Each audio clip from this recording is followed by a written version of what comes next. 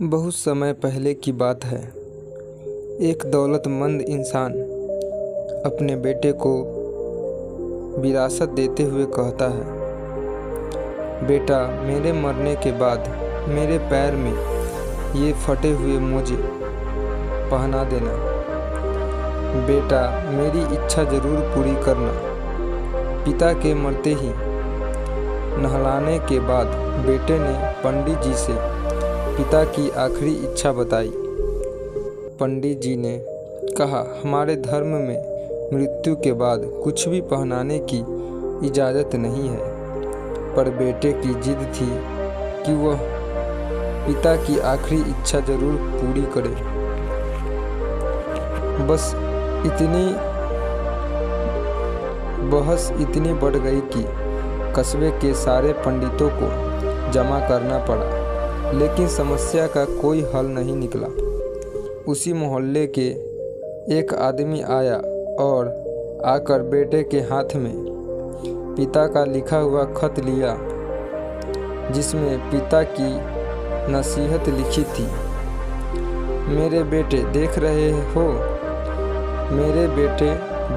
हो, दौलत, बंगला, गाड़ी, बड़ी बड़ी फैक्ट्री और फार्म हाउस के बाद भी मैं फटा हुआ मोजा भी अपने साथ नहीं ले जा सकता। एक दिन तुम्हें भी मृत्यु आएगी, इसलिए होशियार हो जाओ। तुम्हें भी सफ़ेद कपड़ों में जाना पड़ेगा। कोशिश करना पैसों के लिए किसी को दुख मत देना। अगर गलत तरीके से पैसे न कमाना, धन को धर्म कार्य में ही लगाना। सबको यह पता होना चाहिए कि शरीर छूटने के बाद सिर्फ कर्म ही साथ जाएगा।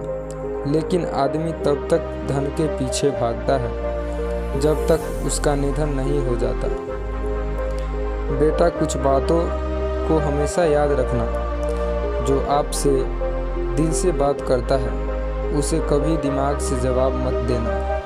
एक साल में 50 मित्र बनाना आम बात है, लेकिन एक मित्र से 50 साल तक मित्रता निभाना खास बात है।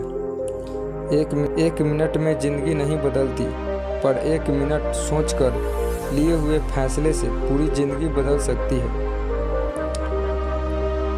जीवन में दौलत और भौतिक वस्तुएं हमारे साथ ही नहीं जाती, मृत्यु के बाद हमारे कर्म ही हमारे साथ जाते हैं। इसलिए कहा गया है कि हमें सही राह पर चलना चाहिए, धन को अच्छे कार्यों में लगाना चाहिए और जीवन में अच्छे रिश्ते और मित्रों को महत्व देना चाहिए।